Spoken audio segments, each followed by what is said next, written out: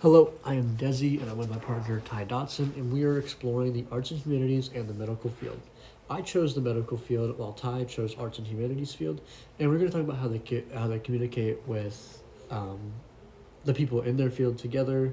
We're going to talk about contrasts and comparisons. So, I wanted to be a future massage therapist because I kind of have a backup plan for a backup plan. So, I want to be a musician, but if that doesn't work out, I would love to be a massage therapist, which would then lead into a physical therapist.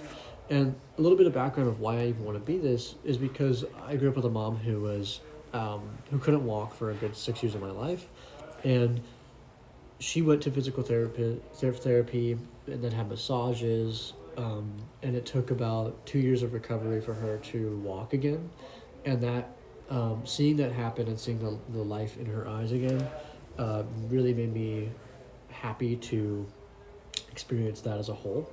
And so the communication that and what they do is, let's say a massage therapist will want to communicate, let's say appointments. It will communicate consent as well. They will communicate consent of like, hey, can I touch you here?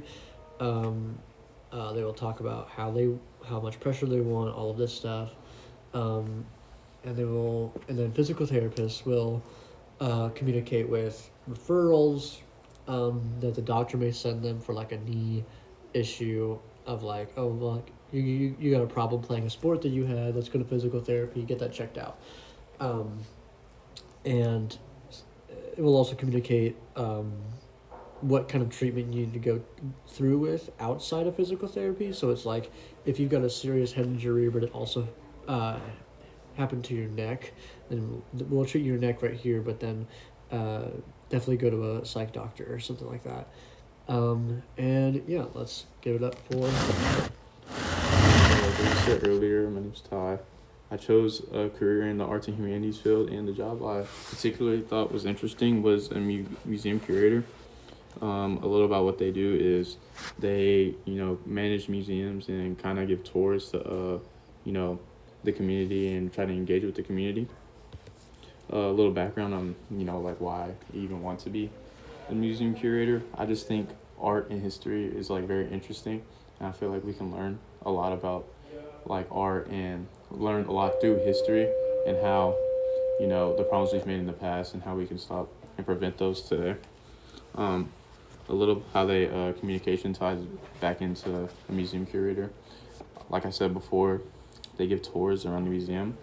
They talk a lot with artists, so people who own a lot of artwork, like locally, like I know for example, like the Beach Museum here in Manhattan, they talk a lot with Kansas artists and try to get their artwork inside the museum and things like that, handling the artwork, and also engaging with the community, because like again, in arts and humanities, you're engaging with people and you're learning about history and things like that.